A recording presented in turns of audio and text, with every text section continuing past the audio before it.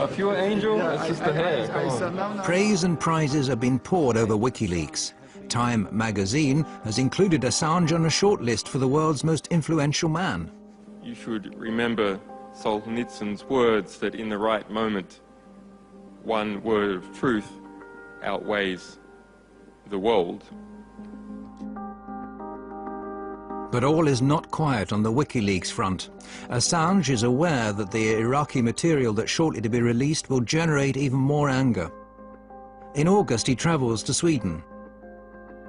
He applies for a residence permit to obtain the protection of the world's most extensive freedom of the press law.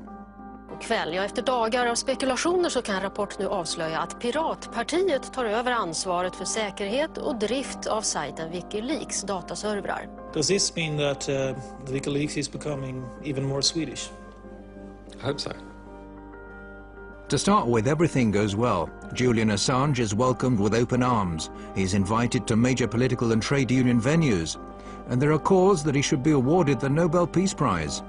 Julian Assange gör en blixtvisit i Stockholm. Och när svenska medier får höra om besöket börjar telefonerna gå varma. Ingen vill missa mannen bakom sidan som gjort fler avslöjanden under sin 3-åriga livstid än vad många nyhetsredaktioner tillsammans lyckats med under årtionden. A couple of days later, the picture changes dramatically.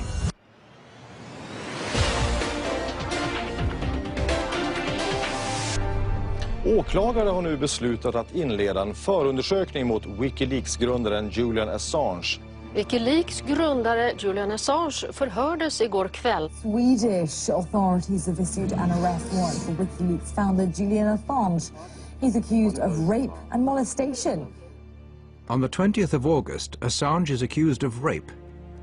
The alleged crime is immediately leaked to the world press.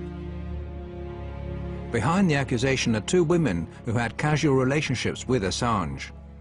The women don't make any public statements, but the important evening paper Aftonbladet publishes an anonymous interview with one of them, which states that what started as voluntary sex subsequently became what she described as abusive. But she's not afraid of him, and he's not violent. All right, Julian Assange, the WikiLeaks founder and the target of the rape allegations, joins me now on the line. Thank you so much for speaking to us, Mr. Assange. What do you think about this? Clearly it is a smear campaign of some kind. Well, I came to Sweden as a refugee publisher involved with a extraordinary publishing fight with the Pentagon where our people were being detained with an attempt to prosecute me for espionage. So I'm unhappy and disappointed with how the Swedish justice system has been abused. Assange says he never forced anyone to have sex and that the judicial system has been misused. He implies that he's a victim of personal revenge and US pressure. That troubled a lot of us that had worked with the organization, the way this case was mixed with WikiLeaks. The way, of course, there must have been a party at the American embassy in Sweden when they read these news. It's like, yes, we don't have to do anything except just to pass this on. But whatever the truth is, a shadow has now been cast not only on his but also WikiLeaks' name. The rape allegations lead to a storm of protests from WikiLeaks.